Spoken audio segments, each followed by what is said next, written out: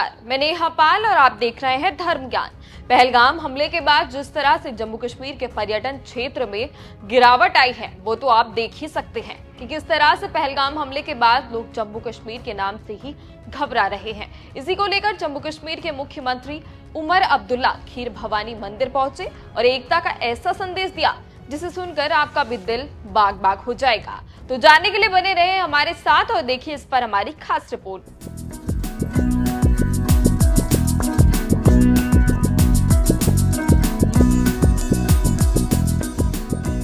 आपको पता ही होगा कि जम्मू कश्मीर में हिंदुओं का इतिहास करीब 5000 साल पुराना रहा है, लेकिन अब आपको जम्मू कश्मीर में बस कुछ ही हिंदू परिवार देखने को मिलेंगे। ऐसा क्यों है? ऐसा इसलिए है क्योंकि वहां सबसे ज्यादा कश्मीरी पंडितों को अत्याचार झेलना पड़ता था, उन पर कई जुर्म किए गए, कईयों को तो धर्म परिवर्तन करने पर मजबूर किया गया, लेकिन जो धर्म परिवर्तन ना कर सके वो कश्मीर छोड़कर जाने पर मजबूर हो गए।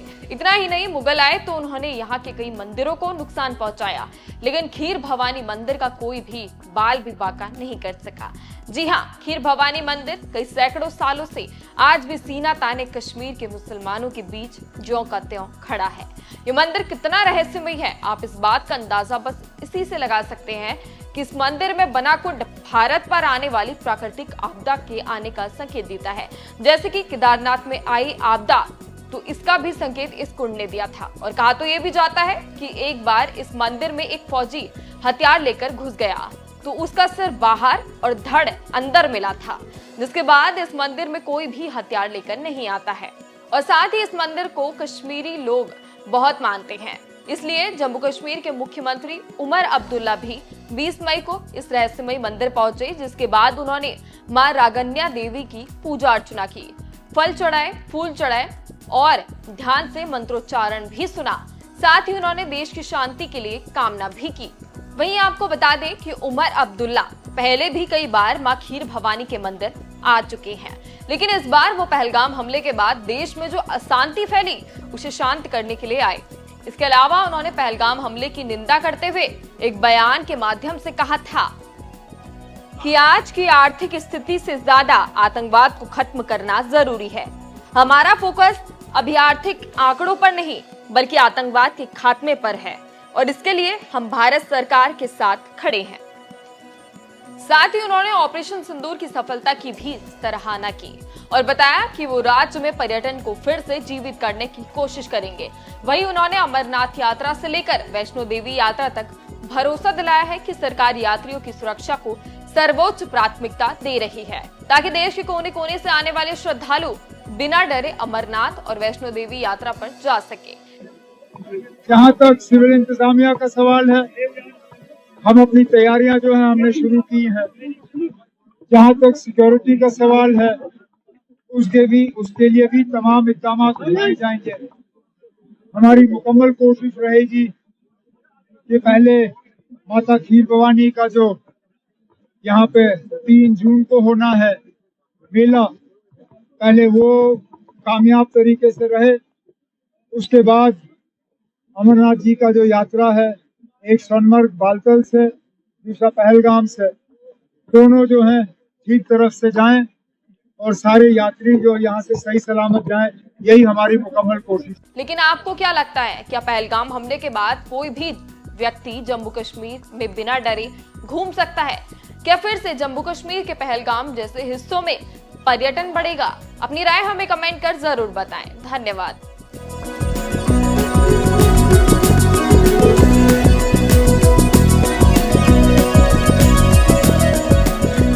ये पूरे विश्व में एकमात्र ऐसा स्थान है, माँ शिवलिंग के साथ में माँ पार्वती विराजमान है। वो नीचे जल स्वरूप में माँ रागन्या राजराजेश्वरी, जिनको क्षीर भवानी कहते हैं, वो जल स्वरूप में विराजमान है। ये जो कश्मीरी पंडितों की कुल देवी है, कश्मीरी पंडितों कुलदेवी। अच्छा। कुलदेवी। तो ये पहले रावण की इष्ट देवी थी। अच्छा। रावण तप करके इनको लंका में जाके विराजमान करके वहां पे स्थापित किया था। जब रावण ने सीता अपहरण किया तो माता रानी रावण से रुष्ट हुए। एक तरफ स्त्री का पूजन किया जा रहा है, एक तरफ स्त्रियों का अपहरण। तो रुष्ट होने के कारण जब वहां पे लंका दहन के लिए हनुमान जी गए तो लंका दहन करते हुए माता रानी एक मंदिर में स्थापित दिखे बैठे हुए। तो तब हनुमान जी से जो वार्तालाप हुई तो माता रानी ने बताया कि मैं रुष्ट हूँ इनसे, तो अभी थोड़ा मुझे अपनी कश्यप भूमि पे, कश्यप भूमि यानी कश्मीर को कहा गया है, तो कश्यप भूमि पे जाना चाहती हूँ तो ले चलो। हनुमान जी ने कहा कि मैं बाल ब्रह्मचारी, किसी माता या स्त्री का स्पर्श इत्यादि वगैरह कुछ नहीं करता।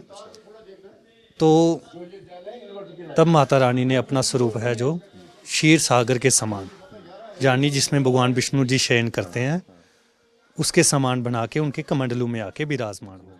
तब हनुमान जी उत्तर की तरफ यहाँ पे वो जल आए थे। अच्छा, हाँ। और ये वही जल है। अच्छा, वही जल है, तब से ये जल का कुंड की कितनी गहराई है, कितना भरा हुआ ये जल है? 20 फीट गहरा है ये। 20 फीट गहरा है। हाँ। तो पानी जो जल है वो कभी खाली भी होता है या इसी तरीके से यहाँ पर? ये ऐसे ही रहता है, सिर्फ जो साल में एक बार इसकी सफाई के लिए पूरा जल बाहर निकाला जाता है माता रानी की इच्छा से। अच्छा, इनकी जब आज्ञा होगी तभी पहले पूजन किया जाता है, तो उसके बाद आज्ञा लेके तो ये पानी का जो कुंड का मेले से 1 महीना पहले पूर्णमासी को ये जल निकाला जाता है, तो कुंड की सफाई वगैरह की जाती है। अच्छा, इसमें जो आपने जल देखा, इसके कलर चेंज होते हैं। कलर चेंज होते हैं। हाँ, जिसमें लाल और काला अशुभ माना गया है। अशुभ। हाँ, कोई प्राकृतिक बड़ी आपदा हो उसमें रेड एंड ब्लैक हो जाता है। जैसे कारगिल युद्ध में लाल हुआ था, लाल हुआ था। अच्छा, केदारनाथ फ्लड आया तब लाल हुआ, गुजरात में भूकंप आया तब लाल हुआ, कश्मीर में फ्लड आया तब लाल हुआ, कश्मीरी पंडितों पे जब नरसंहार हुआ तब सबसे ज़्यादा लाल रहा था 3.5 साल लगातार। कोरोना काल में ये काला हुआ है, लगभग 15 से 20 दिन पहले काला हो गया था, 11 से 12 महीने काला रहा। अच्छा। तो और बाकी पिंक, ग्रीन, वाइट, ब्लू ये कभी भी चेंज अभी आसमानी कलर का है, इसका क्या महत्व है? आसमानी कलर का क्या? ये शांति का कलर है, पीसफुल कलर है, शांति का प्रतीक है। शांति का प्रतीक है ये। हाँ जी। हम आज तक ये सोचते रहते हैं कि क्या सच में इच्छाधारी सांप होते हैं? क्या वो दर्शन देते हैं? कि शिव पार्वती आज भी इस मंदिर में मौजूद हैं? इस पर यहाँ के पंडित जी ने क्या बताया, गौर से सुनिएगा। रानी को कमंडलू में विराजमान करके वहां से लाया गया था, तो 366 नाग भी इनके पीछे पीछे यहाँ पे आए थे। 366 नाग। अच्छा, हाँ, जिनमें वो सारे के सारे इच्छाधारी हैं। अच्छा, कभी कभी दर्शन भी दे देते हैं बीच बीच में, वो जिनमें से एक विशेष नाग भी है। अच्छा, हाँ। जी दर्शन मिलता है, दर्शन देते हैं? जी जी। क्या समय होता है, क्या वो होता है? वो समय कोई नहीं है, वो अपनी मर्जी से जब भी उनकी इच्छा हुई दर्शन देने की। जैसे यहाँ पे इस जल में हम देखते हैं कि स्वास्तिक बन रहे हैं, ओमकार बन रहे हैं पानी में, जल में? हाँ बनते हैं। हाँ, चरणों के निशान, माता के चित्र, भोलेनाथ का चित्र, माता की आंखें, ऐसे कोई भी हो, मतलब दर्शन देने की जैसे माता रानी की इच्छा हो। जैसे कलर भी चेंज होता है, पिंक से ग्रीन हो गया, ग्रीन से ब्लू हो गया, ऐसे ये दर्शन के एकमात्र स्तोत्र है। अच्छा, हाँ, ओमकार बनने, स्वास्तिक बनने, कलर चेंज होना, ये माता रानी के दर्शन है। तो ये कब कब होते हैं, मतलब कि अपनी स्वेच्छा से जब उनका होता है ये तब देते माता हैं? रानी की इच्छा से है। इच्छा से। हाँ, जब वो थोड़ा खुश होता